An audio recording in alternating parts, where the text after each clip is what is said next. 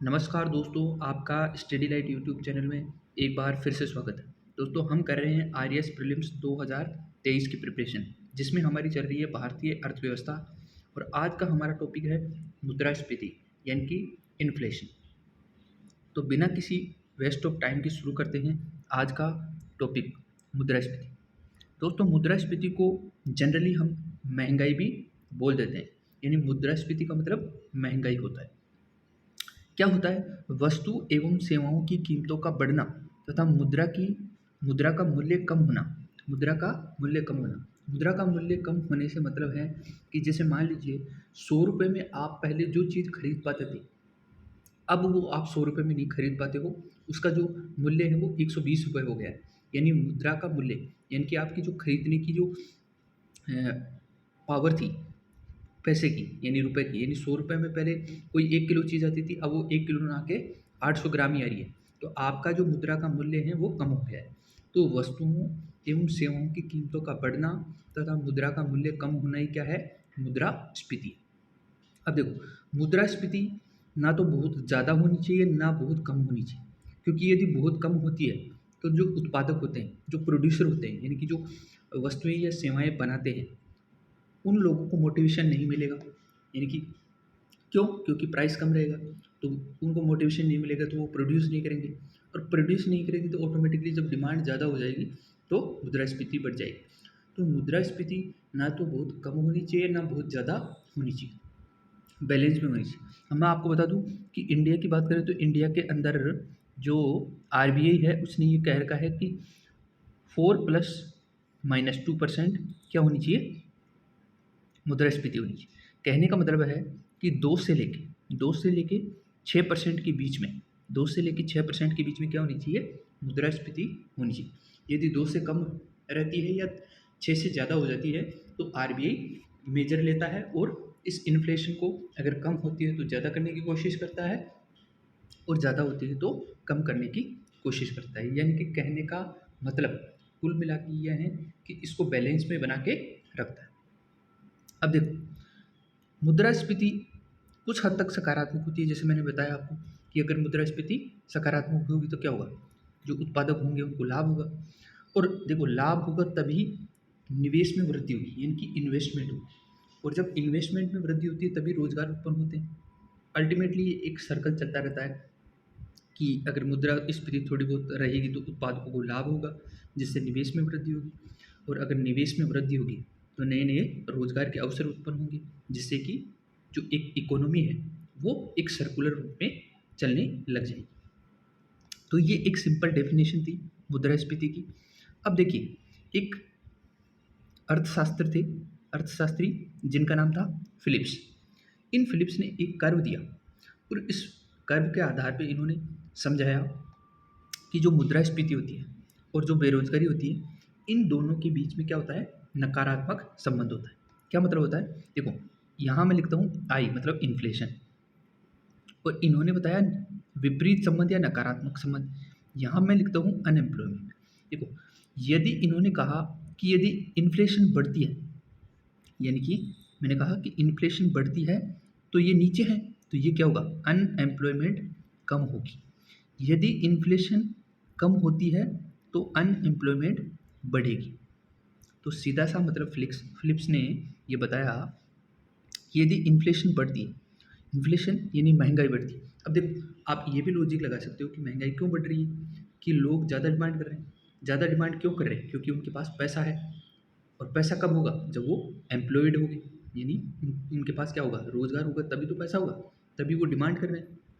हाँ, इसके कई कारण भी हो सकते हैं कि हो सकता है कि जो प्रोड्यूस कर रहा है वो कमा रहा है, तो ये आगे हम पढ़ने वाले हैं। लेकिन एक जनरल ट्रेंड की बात करें कि इन्फ्लेशन बढ़ रहा है, मतलब फिलिप्स के अनुसार अगर इन्फ्लेशन बढ़ रही है तो जो अनएम्प्लॉयमेंट है वो कम होगी।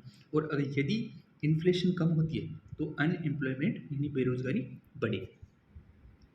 अब हम बात करते हैं कि जो मुद्रास्फीति होती है वो कितने प्रकार की होती है। तो देखो, सबसे पहले बात करें कि मुद्रास्फीति के कौन कौन से प्रकार होते हैं, उनको देख लेते हैं, फिर डिटेल में इनको हम डिस्कस करेंगे। तो सबसे पहली है लक्षित मुद्रास्फीति, यानी कि टारगेटेड टारगेटेड इन्फ्लेशन। इसके बाद में आती है रेंगती हुई मुद्रास्फीति यानी कि क्राउलिंग इन्फ्लेशन। इसके बाद में आती है चलती हुई मुद्रास्फीति, वॉकिंग इन्फ्लेशन। फिर है दौड़ती हुई मुद्रास्फीति यानी रनवे इन्फ्लेशन। फिर गैलोपिंग मुद्रास्फीति, गैलोपिंग इन्फ्लेशन। अतिस्फीति, हाइपर इन्फ्लेशन। विस्फीति, डिसइन्फ्लेशन। अपस्फीति, डिफ्लेशन। इसके बाद में है स्टैगफ्लेशन। फिर आती है कोर मुद्रास्फीति यानी कोर इन्फ्लेशन। तिरछी मुद्रास्फीति यानी स्क्यू इन्फ्लेशन। इसके बाद में आती है कारकों के आधार पर मुद्रास्फीति के दो प्रकार होते हैं। एक होती है लागत जनित मुद्रास्फीति यानी कि कॉस्ट पुश इन्फ्लेशन, और दूसरी होती है मांग जनित मुद्रास्फीति यानी डिमांड पुल इन्फ्लेशन। घबराइए नहीं, अब हम इनको डिटेल से पढ़ते हैं एक एक इन्फ्लेशन। तो सबसे जो पहली हमारी जो मुद्रास्फीति है वो है लक्षित मुद्रास्फीति यानी कि टारगेटेड। ये यहाँ पे टारगेट की स्पेलिंग थोड़ी मिस्टेक है, ठीक है। Target inflation. तो देखो टारगेट इन्फ्लेशन या लक्षित मुद्रास्फीति क्या होती है। प्रत्येक देश के द्वारा अपने विकासात्मक उद्देश्यों के आधार पर मुद्रास्फीति का लक्ष्य निर्धारित किया जाता है। जैसे मैंने आपको पहले बताया था कि जो भारत है वहाँ पे जो मुद्रास्फीति का लक्ष्य है वो रखा गया है 4% ±2%। इसका मतलब 2 से लेके 6% का लक्ष्य रखा गया है, यानी कि इसके बीच में ही मुद्रास्फीति होनी चाहिए। तो ये थी लक्षित मुद्रास्फीति, ये जानबूझ के रखी जाती है। जैसे कि मैंने बताया कि जो लक्षित मुद्रास्फीति है वो जो प्रोड्यूसर होते हैं यानी जो उत्पादक होते हैं उनको मोटिवेशन देती है कि वो और ज़्यादा चीज़ें प्रोड्यूस करें। अगली हमारी जो मुद्रास्फीति है वो है रेंगती हुई मुद्रास्फीति यानी क्राउलिंग इन्फ्लेशन। इसका मतलब देखो, इसका मतलब है कि यदि मुद्रास्फीति की दर 3% से कम रहती है, 3% से कम रहती है, जैसे मैंने आपको बताया था 2 से 6% के बीच में, तो 3% यानी इसी के बीच में, तो इसमें सभी देशों के लिए सकारात्मक संबंध है, यानी कि सकारात्मक चीज़ें, ये कोई अर्थव्यवस्था के लिए कोई खतरा नहीं, यानी इतनी तो रहनी चाहिए। अगली हमारी जो मुद्रास्फीति है वो है चलती हुई मुद्रास्फीति यानी वॉकिंग इन्फ्लेशन। मुद्रास्फीति की दर 3 से लेकर 6% के बीच में रहती है, विकासशील देशों के लिए सकारात्मक होती है, तो इसमें भी कोई प्रॉब्लम नहीं। सिंपल आपको याद रखना है कि भाई अगर क्वेश्चन पूछा जाएगा ना, तो क्वेश्चन पूछा जाएगा तो ऐसे पूछा जाएगा कि चलती हुई मुद्रास्फीति के अंदर जो मुद्रास्फीति की दर है वो कितनी रहती है, तो 3 से 6% के बीच में रहती है, और इससे क्या अर्थव्यवस्था को खतरा रहता है? नहीं, इससे अर्थव्यवस्था को कोई खतरा नहीं रहता है। अगली जो हमारी सॉरी अगली हमारी जो मुद्रास्फीति है वो है दौड़ती हुई मुद्रास्फीति यानी रनवे इन्फ्लेशन। मुद्रास्फीति की दर 6 से लेकर 10% के बीच अगर चली जाती है तो उसको बोलते हैं दौड़ती हुई मुद्रास्फीति या रनवे इन्फ्लेशन। ये थोड़ा सा चिंता का विषय है अर्थव्यवस्था के लिए। इसको नियंत्रित करने के लिए सरकार तथा केंद्रीय बैंक हमारे लिए RBI, reserve bank of India, तथा हमारी सरकार के द्वारा प्रयास किया जाता है कि जो इन्फ्लेशन 6% से बाहर चली गई है उसको कम करने की कोशिश की जाए। और ऐसा कैसे करती हैं? RBI कुछ मेजर्स लेता है, जैसे कि आपने सुना होगा कि SLR, CRR, रेपो रेट,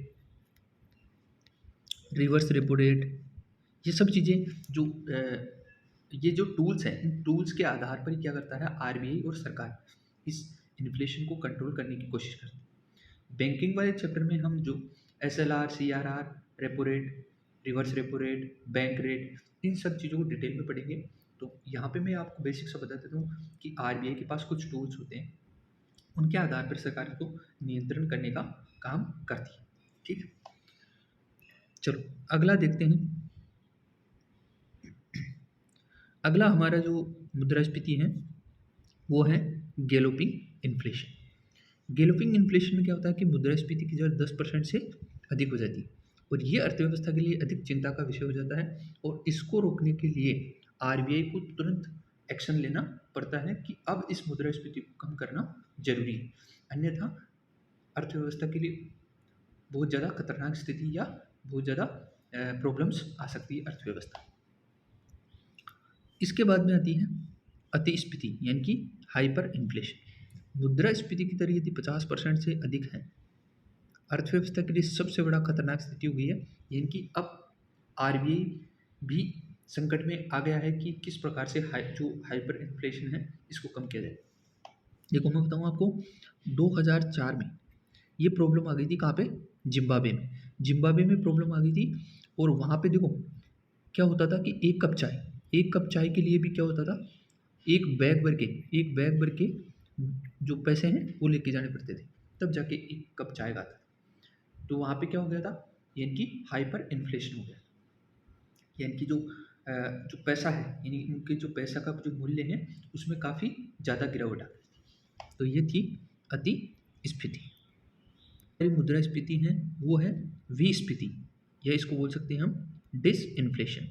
इसमें क्या होता है, मुद्रास्फीति के बढ़ने की दर कम होने लगती है। जैसे कि जनवरी में 8%, फरवरी में 7%, मार्च में 6%। देखो मैं समझाता हूँ आपको। मान लीजिए ये कोई प्रोडक्ट है और यहाँ पे इसकी है ये GPL in general price level. मान लीजिए एक मोबाइल है, इस मोबाइल की जो वैल्यू है वो मान लेते हैं हम 18,000 रुपीज़। ठीक है, यानी इसकी जो जनरल प्राइस है वो क्या है, 18,000। अब यहाँ पे देखो, यहाँ पे है इन्फ्लेशन। ठीक है, यानी कि इस जनरल प्राइस से यदि ये जो मोबाइल का मूल्य है वो बढ़कर 25,000 हो जाता है, तो इसका मतलब है ये क्या हो गया, इस मोबाइल की जो प्राइस बढ़ गई, यानी कि इन्फ्लेशन आ गया, महंगाई हो गई। अब देखो, अब कुछ समय बाद में क्या होगा, ये जो 25,000 था इससे वैल्यू गिरेगी। तो वैल्यू गिर के मान लीजिए आ गई 22,000 में। अब 25 से 22 पे आ गई, तो इसका मतलब ये नहीं है कि मुद्रास्फीति कम हो रही है, मुद्रास्फीति कम नहीं हो रही, मुद्रास्फीति की जो दर है उसमें कमी आ रही है। यानी कि अभी भी क्यों, अभी भी देखो 22,000 है, जबकि जनरल प्राइस तो क्या था 18,000, यानी अभी भी ये क्या है, इन्फ्लेशन ही है। लेकिन पहले जो इन्फ्लेशन था उसकी दर में गिरावट आई है, उसकी दर में गिरावट आई है। ठीक है, तो 22,000 था, इसी को बोलते हैं डिस इन्फ्लेशन। ये जो 22,000 पे आया इसको बोलते हैं डिस इन्फ्लेशन। सीधा सा मतलब यह है कि यदि मुद्रास्फीति की दर में गिरावट आती है तो उसको बोलते हैं डिस इन्फ्लेशन या फिर विस्फीति। क्या बोलते हैं, विस्फीति। आई होप कि आपको समझ में आया होगा। अगली है हमारी डिफ्लेशन। डिफ्लेशन देखो इसमें भी क्या है, फिर से मैं बताता हूँ। यहाँ पे मान लीजिए इन्फ्लेशन है, ये जीपीएल है यानी जनरल प्राइस लेवल है। यहाँ पे देखो, यहाँ पे है डिफ्लेशन। ठीक है, यहाँ पे डिफ्लेशन। इसमें क्या होता है, जैसे मान लीजिए मैंने वही एग्जांपल ले लेता हूँ ताकि आपको अच्छे से समझ में। मोबाइल था, उसकी जो वैल्यू है वो 18,000 थी। ठीक है, अब मान लीजिए इस मोबाइल की जो प्राइस है, मोबाइल की जो प्राइस है वो गिर जाती है और गिर के आ जाती है 10,000 पे। ठीक है, 10,000 पे आ जाती है, तो ये क्या है, इसी को बोलते हैं डिफ्लेशन। डिफ्लेशन बोलते हैं, यानी कि अपस्फीति बोलते हैं। अब यहाँ पे मैं एक चीज़ और समझा देता हूँ आपको, रिफ्लेशन। रिफ्लेशन में क्या होता है, ये जो 10,000 था, मान लीजिए कुछ समय बाद में इसकी वैल्यू बढ़ती है और वैल्यू बढ़ के 15,000 हो जाती है। ठीक है, 15,000 हो गई तो ये अभी भी जीपीएल से तो नीचे ही है, तो इसको बोलते हैं रिफ्लेशन। यानी कि डिफ्लेशन के रेट में कमी होना क्या होता है, रिफ्लेशन। और इन्फ्लेशन की जो रेट है उसमें कमी क्या होना क्या कहलाता है, डिस इन्फ्लेशन। तो ये चार चीज़ें आपको समझ में आनी चाहिए कि यदि इन्फ्लेशन की रेट में कमी होती है तो उसको बोलते हैं डिस इन्फ्लेशन, और यदि डिफ्लेशन के रेट में कमी होती है तो उसको बोलते हैं रिफ्लेशन। तो ये चार चीज़ें आपको समझ में आ गई। अब देखो, अपस्फीति में मुद्रास्फीति की दर क्या होती है, नकारात्मक होती है। यानी कि जो चीज़ है जीपीएल से यानी कि जनरल प्राइस लेवल से क्या होती है, नीचे चली जाती है। वस्तुओं और सेवाओं की कीमतें कम होने लगती है। ऐसी स्थिति में उत्पादकों के द्वारा निवेश को कम किया जाता है क्योंकि चीज़ें नीचे जा रही है। अर्थव्यवस्था मंदी के दौर में जा सकती है। मंदी लंबे समय तक बनी रहे तो अर्थव्यवस्था में डिप्रेशन की स्थिति आ सकती है। जैसे कि आपको बता दूं कि जो अमेरिका है वहाँ पे 1929 यानी 1929 में जो ग्रेट डिप्रेशन आया था उसमें यही स्थिति थी, जिसके कारण ये अर्थव्यवस्था में ग्रेट डिप्रेशन की स्थिति आई थी। आई होप कि आप समझ में आया हो। चलिए अगली जो हमारी इन्फ्लेशन है वो है स्टैगफ्लेशन। देखो स्टैगफ्लेशन दो शब्दों से मिलकर बना है, एक है स्टैग्नेशन और एक है इन्फ्लेशन। देखो, स्टैग्नेशन का मतलब होता है कि जो जीडीपी है उसमें गिरावट आती है, और इन्फ्लेशन का मतलब है महंगाई होती है। यानी एक तरफ तो क्या हो रहा है, जो जीडीपी है उसमें क्या आ रही है, गिरावट आ रही है, और एक तरफ है जो इन्फ्लेशन है वो बढ़ रही है। ठीक है, यानी कि जीडीपी में एक तरफ गिरावट और एक तरफ इन्फ्लेशन बढ़ रही है। तो ये एक दुविधा की स्थिति उत्पन्न हो जाती है एक अर्थव्यवस्था के अंदर। इसमें केंद्रीय बैंक के लिए दुविधा क्या हो जाती है, देखो अब मान लीजिए कि यदि उसको तरलता कम करनी है, तरलता का मतलब है कि यदि मार्केट में जो मनी है उस मनी को क्या करना है, आरबीआई को अपने पास लाना है, या मार्केट से जो मनी है उसको कम करना है, यानी कि तरलता को कम करना है। तो जो आरबीआई है वो क्या करेगा, जो रेपो रेट है या जो भी नीतिगत दरें हैं, यानी जो भी वो टूल्स अपनाता है, वो उसमें क्या करेगा, उनको बढ़ाएगा। यानी जैसे रेपो रेट को बढ़ा देगा। अगर रेपो रेट बढ़ा दी उसने तो जीडीपी में और अधिक कमी आ जाएगी, तो ये समस्या होगी। यानी कि इसने क्या किया, इन्फ्लेशन को कंट्रोल में करने की कोशिश की तो जीडीपी में कमी आ गई। और दूसरी प्रॉब्लम दूसरी प्रॉब्लम ये आती है कि यदि तरलता को कम करने की कोशिश की, यानी कि यदि जीडीपी को बढ़ाने की कोशिश की तो मुद्रास्फीति बढ़ जाएगी। यानी दोनों में क्या करना पड़ेगा, इसमें बैलेंस करना पड़ेगा। और बैलेंस कब होगा, तब जब आरबीआई प्लस सरकार आरबीआई प्लस सरकार दोनों मिलकर काम करेंगे। वो कैसे होगा, देखो आरबीआई तो कोशिश करेगा इन्फ्लेशन को कंट्रोल करने की कोशिश, यानी कि रेपो रेट को बढ़ाने की कोशिश करेगा, ताकि रेपो रेट को बढ़ाएगा तो मार्केट से क्या होगा, तरलता कम होगी, लोगों को लोन कम मिलेगा, जिससे क्या होगा, इन्फ्लेशन कंट्रोल में आएगी। और एक तरफ सरकार क्या करेगी, इन्वेस्टमेंट को बढ़ाएगी, इन्वेस्टमेंट को बढ़ाने से क्या होगा, जीडीपी बढ़ेगी। तो सरकार तो जीडीपी को बढ़ाने का प्रयास करेगी, और जो आरबीआई है वो इन्फ्लेशन को कंट्रोल में करने की कोशिश करेगा। तो ये दोनों मिलके जो स्टैगफ्लेशन की स्थिति है उसको कंट्रोल में लाने का प्रयास करें। आई होप कि आपको स्टैगफ्लेशन समझ में आ गई होगी। अगली जो हमारी इन्फ्लेशन है वो है कोर मुद्रास्फीति, यानी कि कोर इन्फ्लेशन। देखो मुद्रास्फीति का वह भाग जो तरलता के कारण आरबीआई के नियंत्रण में रहता है। कोर मुद्रास्फीति का सिंपल मतलब है कि जो मुद्रास्फीति होती है उसमें से अन्य कारक, यानी कि जो हमारे कंट्रोल में नहीं है, उनको यदि हम बाहर कर दें तो क्या होगा, मुद्रास्फीति। जैसे अन्य कारक का मतलब होता है अंतर्राष्ट्रीय बाजार में कच्चे तेल की कीमत। अब देखो अंतर्राष्ट्रीय बाजार में कच्चे तेल की कीमत को आरबीआई या भारत सरकार कंट्रोल नहीं कर सकती। वो तो जो कच्चा तेल बेचते हैं जो देश, वही कंट्रोल कर सकते हैं। तो अंतर्राष्ट्रीय बाजार में कच्चे तेल की कीमत क्या है, वो हमारे कंट्रोल से बाहर है। तो यदि उस चीज़ को हम अगर मुद्रास्फीति से हटा दें, मान लीजिए जैसे जो कच्चा तेल है वो पहले 100 रुपये था, अब 200 रुपये प्रति बैरल हो गया है। मान लीजिए 200 रुपये प्रति बैरल हो गया, तो क्या हो गया, ऑयल की प्राइस क्या होगी, इंक्रीज होगी। तो ऑटोमेटिकली क्या होगा, ऑयल की प्राइस में इंक्रीज होने के कारण जो भी हमारी कॉस्ट है वो बढ़ जाएगी। जैसे परिवहन की लागत बढ़ जाएगी, एक जगह से दूसरी जाने में खर्चा ज़्यादा आएगा, तो ऑटोमेटिकली इन्फ्लेशन बढ़ेगी। तो आरबीआई क्या करता है कि कोर इन्फ्लेशन निकालने के लिए जो ये अन्य कारक हैं, क्योंकि अब जो ऑयल है उसकी कमी तो आरबीआई नहीं कर सकता, ना भारत सरकार कर सकती है, तो इसको बाहर निकाल देता है, तो उसे मिलती है एक्चुअल कोर मुद्रास्फीति, यानी कि देश में कितनी मुद्रास्फीति हो रही है। तो ये थी हमारी कोर मुद्रास्फीति। इसके बाद में आती है अगली स्क्यू इन्फ्लेशन या तिरछी मुद्रास्फीति। इसका मतलब क्या होता है, देखो एक ऐसी स्थिति उत्पन्न होती है, यानी एक तरफ तो क्या हो रहा है, एक तरफ तो कुछ सेवाओं और कुछ उत्पादों का प्राइस, यानी प्राइस बढ़ रहा है, और एक तरफ क्या हो रहा है, कुछ उत्पादों या सेवाओं का जो मूल्य है वो कम हो रहा है। एक तरफ बढ़ रहा है, एक तरफ घट रहा है। जैसे कि फूड सेक्टर और इलेक्ट्रॉनिक सेक्टर, ये दो एग्जांपल है। हमारा जो फूड सेक्टर है उसमें लगातार क्या हो रही है, वृद्धि हो रही है, यानी कि ये फूड सेक्टर हो गया। और जो इलेक्ट्रॉनिक सेक्टर है उसमें लगातार क्या हो रही है, कमी हो रही है। कभी आपने देखा होगा कि 5 रुपये की जो चाय मिलती थी वो अब 10 रुपये की हो गई है।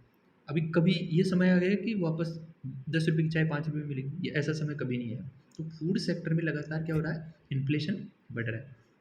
जबकि इलेक्ट्रॉनिक सेक्टर यानी कि जो जैसे मोबाइल है, कंप्यूटर है, लैपटॉप है, तो इनमें क्या है, गिरावट आ रही है, गिरावट आ रही है। तो ये इन्फ्लेशन एक तरफ क्या हो रही है, कम हो रही है, एक तरफ बढ़ रही है। तो इसी को बोलते हैं तिरछी मुद्रास्फीति यानी स्क्यू इन्फ्लेशन। सीधा सा मतलब यह है कि किसी एक सेक्टर में तो क्या हो, मुद्रास्फीति बढ़े, और एक सेक्टर में मुद्रास्फीति कम हो, तो इसको बोलते हैं तिरछी मुद्रास्फीति या स्क्यू इन्फ्लेशन।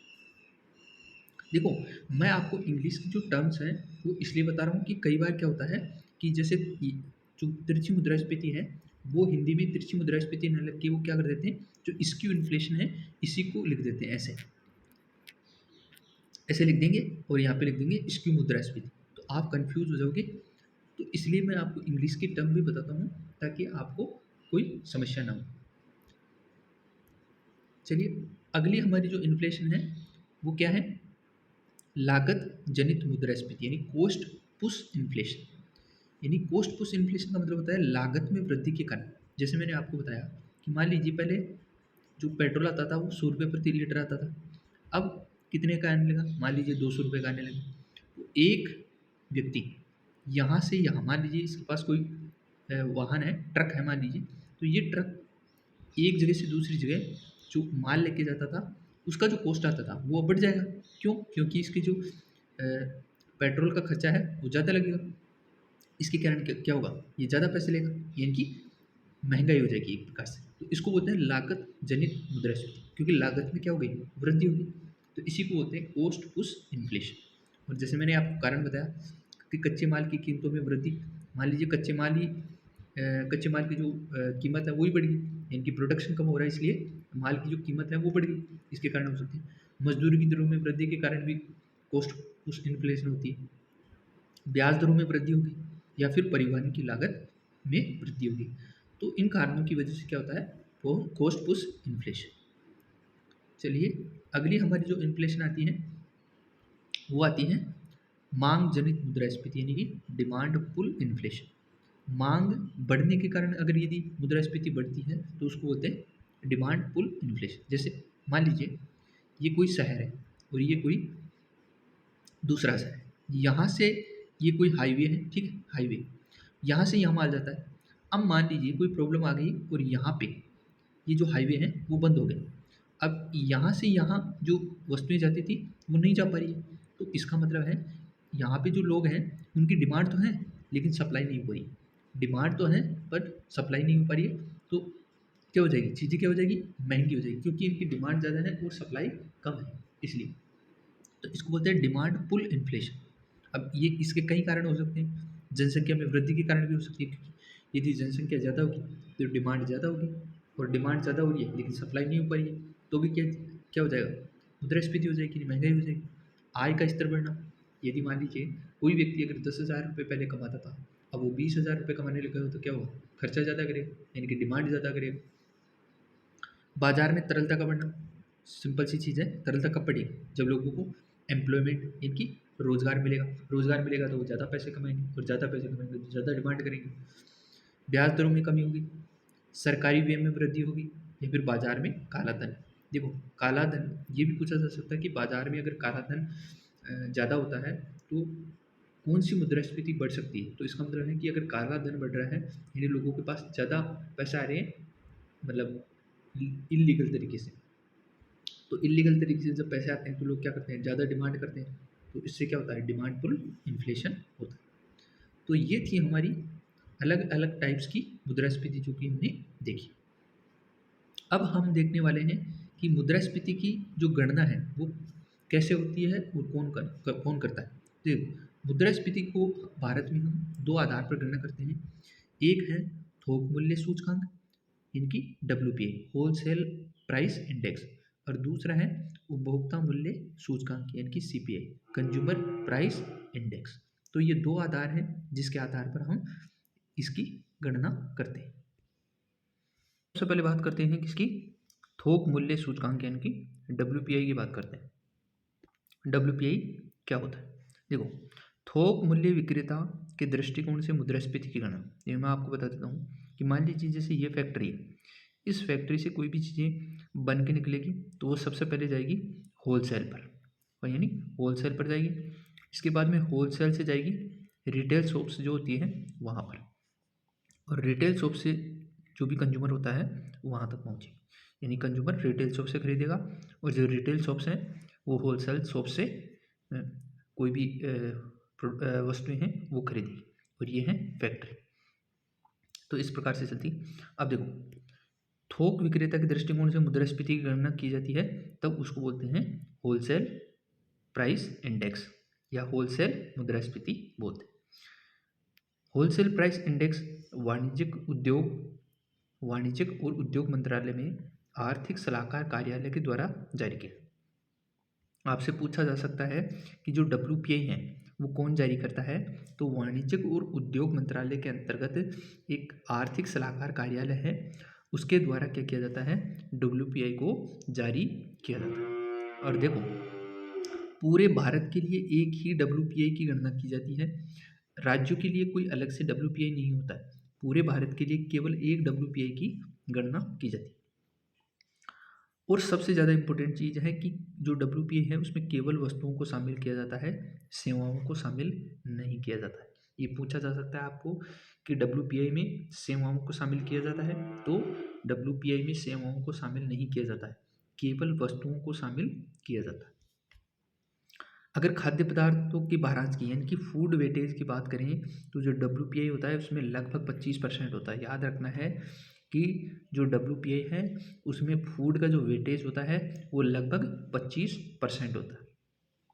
इसके अलावा आधार वर्ष की बात करें तो आधार वर्ष इसमें है वो है 2011-12। देखो, आधार वर्ष का मतलब क्या होता है वो मैं समझा देता हूँ। मान लीजिए जैसे अभी चल रही है 2023, तो इसको हम बोलेंगे 2022-23 वित्त वर्ष चल रहा है, ठीक है। तो 2022-23 में अगर हम किसी चीज़ की गणना करते हैं किसकी तुलना में, आधार वर्ष मान ली हमने माना 2011-12, इसका मतलब है कि इस 2011-12 में जैसे कोई बाढ़ या भूकंप ऐसी कोई स्थिति नहीं आई थी, यानी कि जो इकोनॉमिक एक्टिविटीज़ थी वो सभी क्या थी, नॉर्मल थी।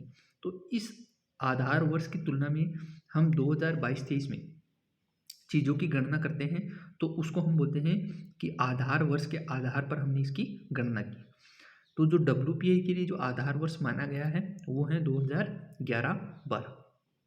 मैं आपको बता दूं, आगे हम जब CPI पढ़ेंगे तो उसके लिए भी आधार 2011-12 ही है, ठीक है।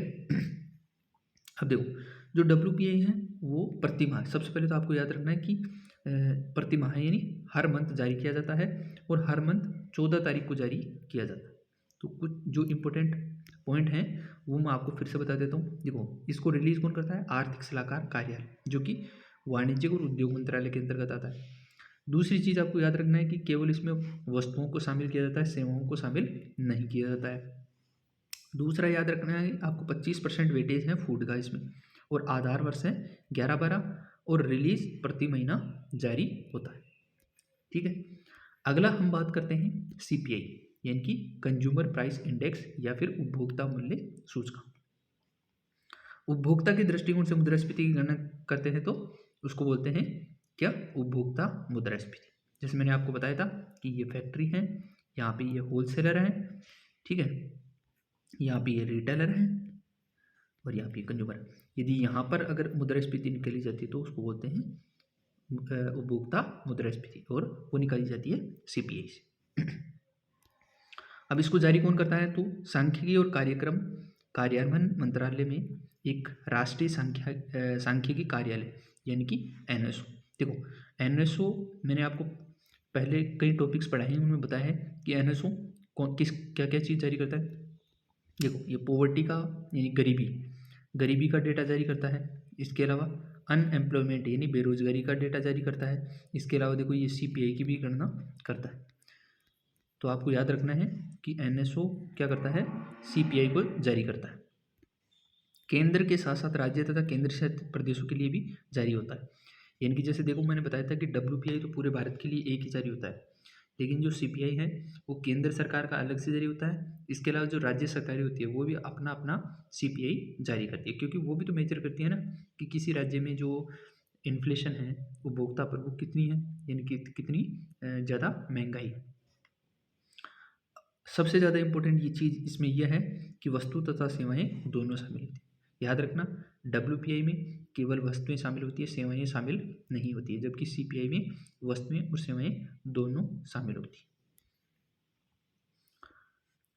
जो WPI था उसमें जो फूड का वेटेज था, यानी खाद्य का जो भारांश था, वो था लगभग 25%। लेकिन याद रखना CPI में कितना है, 46%, यानी लगभग 46%। आपसे पूछे कि फूड का वेटेज WPI में ज़्यादा होता है या CPI में ज़्यादा होता है, तो CPI में ज़्यादा होता है। कितना होता है, लगभग 46%, जबकि WPI में 25%। मैंने बताया था आपको आधार वर्ष WPI में भी 2011-12 है और CPI में भी 11-12 है। प्रत्येक माह की 12 तारीख को जारी किया जाता है, यानी हर महीना जारी होता है CPI भी और WPI भी। अब देखो, जैसे मैंने आपको बताया था कि आधार वर्ष क्या होता है, तो उसको एक बार देख लेते हैं। आधार वर्ष को बोलते हैं बेस इफेक्ट। मुद्रास्फीति दर पिछले वर्ष की कीमतों का प्रभाव देखा जाता है, इसी प्रभाव को आधार प्रभाव कहा जाता है। यानी कि मैंने जब कहा था कि 2011-12 में इकोनॉमिक एक्टिविटीज थी, यानी अर्थव्यवस्था की जो भी क्रियाएं थी वो सभी क्या थी, नॉर्मल थी। और यदि इसकी तुलना में हम 2022-23 में निकालें तो हम क्या कर रहे हैं, यानी कि 2011-12 की तुलना में जो चीज़ें हैं वो चीज़ों की प्राइस कितनी है, यानी कुल मिला के हम क्या कर रहे हैं, इनडायरेक्टली हम निकाल रहे हैं कि मुद्रास्फीति की जो दर है वो कितनी है, यानी कितनी मुद्रास्फीति बढ़ गई है। बेस इफेक्ट के या फिर आधार प्रभाव के देखो प्रभाव क्या क्या होते हैं, तो पिछले वर्ष की कीमतों में अत्यधिक कमी, मुद्रास्फीति अधिक दिखाई देगी। यानी यदि क्या होगा, 2011 की तुलना में अगर वस्तुओं का दाम बढ़ जाता है करंट वर्ष पर, यानी कि जो अभी जो वर्ष चल रहा है 2022-23, यदि इसमें 2011-12 की तुलना में अगर जो वस्तुएं और सेवाएं हैं उनकी कीमत बढ़ जाती है, इसका मतलब है मुद्रास्फीति बढ़ गई है। और यदि कमी हो जाती है तो इसका मतलब है कि मुद्रास्फीति में कमी आई। अब बात करते हैं मुद्रास्फीति के नकारात्मक प्रभाव। यानी कि देखो, हर चीज़ के दो पहलू होते हैं, तो जैसे मुद्रास्फीति का सकारात्मक प्रभाव हो सकता है तो वैसे नकारात्मक प्रभाव भी हो सकता है। सकारात्मक तो जैसे मैंने बताया था कि यदि मुद्रास्फीति ज़्यादा रहती है, यानी महंगाई ज़्यादा रहती है, तो जो प्रोड्यूसर रहते हैं, जो उत्पादक रहते हैं, उनको मोटिवेशन मिलता है। अब इसके नकारात्मक प्रभाव भी होते हैं, जैसे कि ऋण देने वाले को नुकसान। ऋण देने वाले को नुकसान कैसे हो, मान लीजिए जैसे आप हैं और आपने अपने दोस्त को 1 लाख रुपए का लोन दिया, ठीक है, 1 लाख रुपए का लोन दिया, और इस आपके दोस्त ने क्या किया, इस 1 लाख रुपए में क्या की, एक बाइक खरीद ली, ठीक है, एक बाइक खरीद ली, ये बाइक खरीद ली इसने 1 लाख रुपए। लेकिन अब क्या हुआ, आपके दोस्त ने 6 महीने बाद में आपको देने वाला था, तो इस 1 लाख रुपए से आप क्या कर सकते थे, आप भी ये बाइक खरीद सकते थे। अब आपके दोस्त ने आपको वापस 1 लाख रुपए प्लस इसका ब्याज, मान लीजिए 10,000, ठीक है, मान लीजिए 10,000 लौटा, 1,10,000 आपको लौटाए, ठीक है, 1,10,000 आपको लौटाए। लेकिन ये जो बाइक थी वो पहले 1 लाख की थी और 6 महीने बाद में इसकी जो प्राइस है वो होगी 1,20,000। देखो, आप जब 1 लाख रुपए थी तब आप भी ये बाइक खरीद सकते थे, लेकिन 6 महीने बाद आपके दोस्त ने आपको 1 लाख प्लस 10,000 ब्याज भी दिया और फिर भी आप ये बाइक नहीं खरीद पा रहे हो। तो इसका मतलब क्या हुआ, मुद्रास्फीति बढ़ गई, यानी महंगाई बढ़ गई, तो आपको क्या हुआ, नुकसान होगा ना। ठीक है, चलो आगे देखो, बैंकों में जमाकर्ताओं को नुकसान हो जाता है। देखो, मान लीजिए आपने बैंक में जमा की 10,000 रुपये और 10,000 रुपये पर आपको मिलता है 2% का ब्याज, ठीक है, यानी महीने का आपको ब्याज मिलेगा 1,000 रुपये, सॉरी 200 रुपये, 1,000 रुपये नहीं 200 रुपये, तो महीने का आपको 200 रुपये मिलेगा, ठीक है। अब मान लेते हैं कि आपने 6 महीने के लिए किए, तो 6 महीने में कितने हो जाएंगे, 1,200 रुपये, ठीक है, यानी कि आपको 6 महीने बाद में कितने मिलेंगे, 11,200 रुपये, ठीक है। अब मान लीजिए कि जो इन्फ्लेशन है वो मान लीजिए 3% है, ठीक है, 3% है, तो अब देखो 6 महीने के अंदर आपका जो इन्फ्लेशन है वो कितना हो गया, इन्फ्लेशन यानी 1 महीने का 300 रुपये हो गया, तो 6 महीने का कितना हो गया, 1,800 रुपये हो गया, यानी कि जो आपका जो 10,000 था उसकी वैल्यू में 18,000 सॉरी 1,800 रुपये की कमी आ गई। यानी कि अब आपको मिल रहा है कितना, 11,200 रुपये। लेकिन आपका आपका जो 11,200 में से, सॉरी 10,000 में से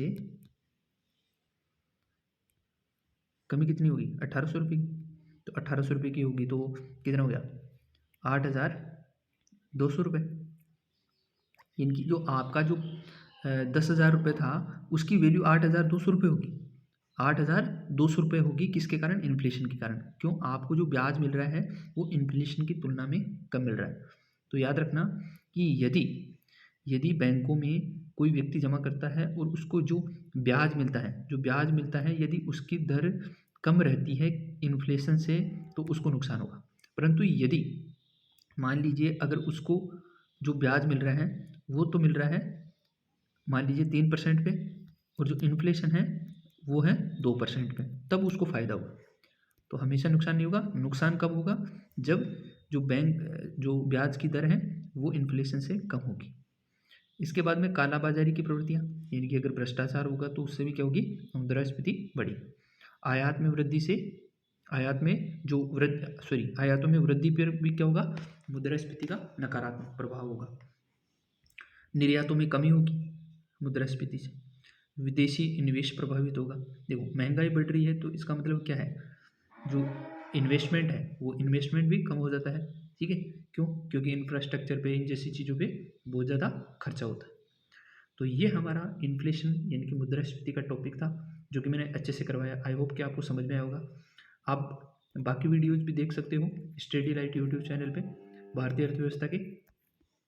तो अगले टॉपिक में मिलते हैं, तब तक के लिए धन्यवाद दोस्तों। और चैनल को सब्सक्राइब करना ना भूलें स्टडी लाइव, और सभी जो नोटिफिकेशन है वो उसको ऑन कर ले ताकि आपका वीडियो मिस ना हो।